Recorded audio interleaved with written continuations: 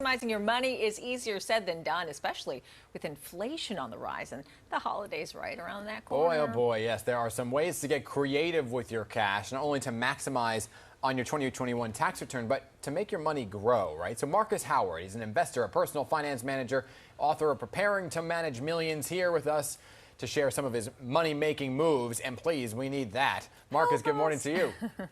Good morning, Dan. How are you? Doing well, sir. So first and foremost, we have about a month and a half left of 2021. Where'd this year go?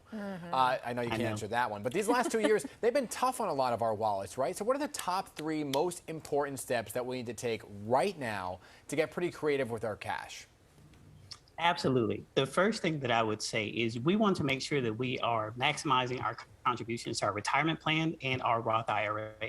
So if you can put some money to your 401k, as most people do every 2 weeks or so, then you should be able to do that, or every month. And then with your Roth IRA, it's incredibly important because it's one of the few vehicles that we have that the government gives us, which allows us to grow our money tax-free. So if you're under 50, you can contribute $6,000 this year. And if you're over 50, you can contribute up to $7,000 this year, which is incredibly important because it's gonna help you to reduce your tax bill. So it's not too late to increase our contributions to retirement plans? Absolutely not. So typically, as a general rule, you have until tax day of the next year. So this year, because there was an extension, we had until May 17th. And next year will be the traditional tax day, which is going to be April 15th. Marcus, okay. During the pandemic, there was this huge jump in people using sites like Robinhood.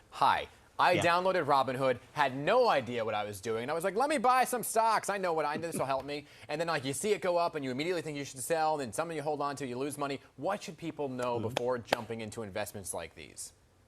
Okay, so the first thing that I would say is that you must understand that investing in anything carries risk. So you have the ability to lose some, all, or even more money than you put in the first place. So it's important for you to know what your risk profile is before you get started. Meaning, let's say if you're under 40 years old, then it's important to know that you can probably be a little bit more aggressive because you have a little bit more time until retirement. But if you are over 50, then you may want to take some more conservative approaches because retirement is, 10, 15, maybe sometimes 20 years, the way that the economy is looking now before you get there. So one, knowing your risk tolerance as well as, that investment carries risk. And the last thing that I would say is just as a general rule, you need to understand that you may want to look into different types of ways to invest. Because if you're looking at an application like Robinhood, for example, traditionally, the only way that you can truly make money is if the stock that you bought today goes up at some point in the future.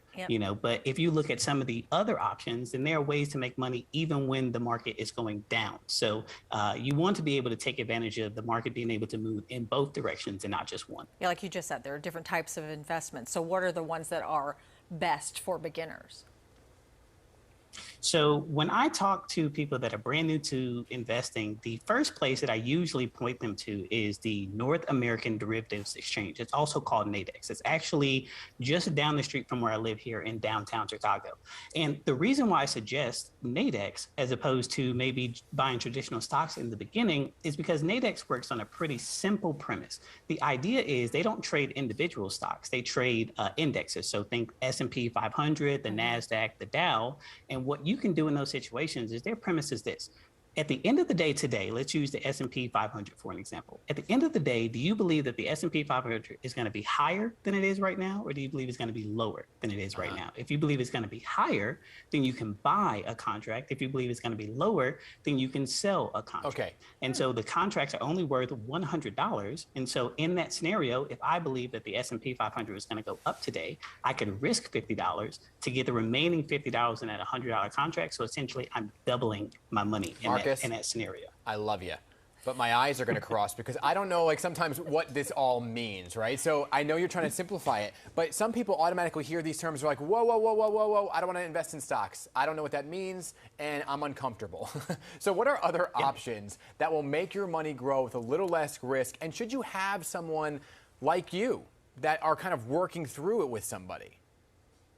Sure. If you have the ability to be able to work with someone like me, then obviously, the perspective and the experience is going to go a long way. But if you are ultimately able to do it on your own, that's no problem as well. You can, invest in traditional things like ETFs. You can do mutual funds. You can also, invest in bonds, because bonds are, some of the safest vehicles that you can use, especially if you're using treasury bonds and municipal bonds, or even some corporate bonds as well. So you don't have to necessarily just trade stocks. So do you need a lot of money to invest, or is that just a misconception?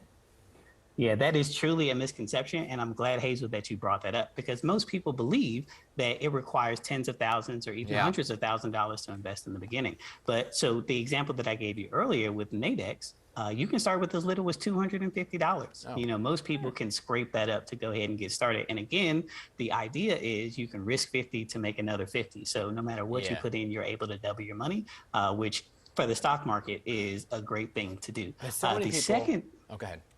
Yeah, no, I would say the second thing that I would say, and I think this is the one that your viewers would most appreciate, is that you don't actually have to even risk your life savings to trade. So most people believe that if you're starting to investing or if you're starting trading, you have to have this huge pile of cash. But there are companies called proprietary trading firms, which if you can demonstrate to them that you can trade profitably and consistently, they'll give you money to trade with. So they'll give you $50,000, $100,000, sometimes up to $250,000 to trade. You just have to demonstrate to them that you have the ability to be able to trade. So for example, can you make $5,000 without losing $3,000 before you get to $5,000?